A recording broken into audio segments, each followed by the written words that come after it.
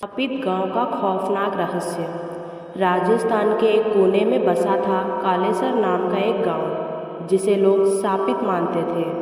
कहते थे कि यहाँ सूर्य की पहली किरण पड़ते ही मौत का साया मंडराने लगता है। इसलिए पूरे गांव के लोग सूरज ढलने से पहले अपने घरों में छिप जाते थे। बाहर सिर्फ एक साया घूमता था, एक भूतनी जो अपनी आत्मा का बदला लेने आई थी। अजय, जो एक न्यूज़ रिपोर्टर था, एक अफवाह को सच साबित करने के लिए गांव पहुंचा। वहां के लोग डरे सहमे हुए थे और किसी ने भी उससे ठीक से बात नहीं की। यहाँ से चले जाओ जब तक समय है, बूढ़े मुखिया ने चेतावनी दी, लेकिन अजय रुका रहा। रात होते ही गांव अजीब सन्नाटे में डूब गया। दूर कहीं से किसी औरत की रोने की आवाज़ आई। अजय ने कैमरा उठाया और आवाज़ की दिशा में बढ़ गया। गांव के बाहर एक पुराना कुआं था। आवाज़ वहीं से आ रही थी। जैसे ही अजय कुएं के पास पहुंचा, उसे ऐसा लगा जैसे कोई अदृश्य शक्ति उसे अंदर खींच रही हो।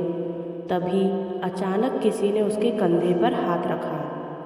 वह तेजी से मुड़ा और देखा, एक औरत सफ़ेद साड़ी में खड़ी थी। उसका चेहरा जला हुआ था, आंखें गहरी काली थी और हाथों से खून टपक रहा था।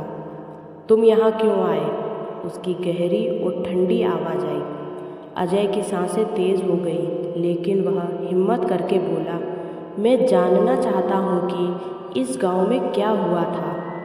औरत ने अपनी भयानक हंसी के साथ कहा, मैं राधिका हूँ, इस गांव की बहू थी, लेकिन दहेज के लालची इन लोगों ने मुझे जिंदा जला दिया।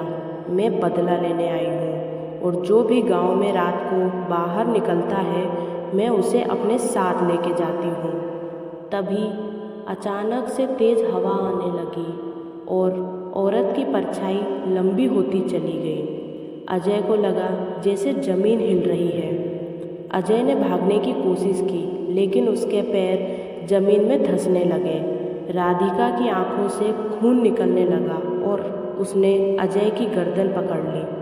अजय चीखने ही वाला था कि उसने अचानक जेब से हनुमान चालीसा निकाल ली। मंत्रों का प्रभाव होते ही राधिका जोर से चिल्लाई और उसकी परछाई धीरे धीरे धुएं में बदलकर कुएं में समा गई।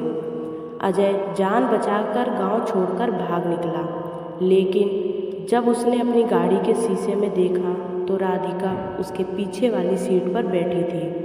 तभी अंधेरा छा गया और गाड़ी खुद ब खुद रुक गई। आज भी उस गांव से जो भी रात में गुजरता है, उसे किसी औरत की हंसी सुनाई देती है।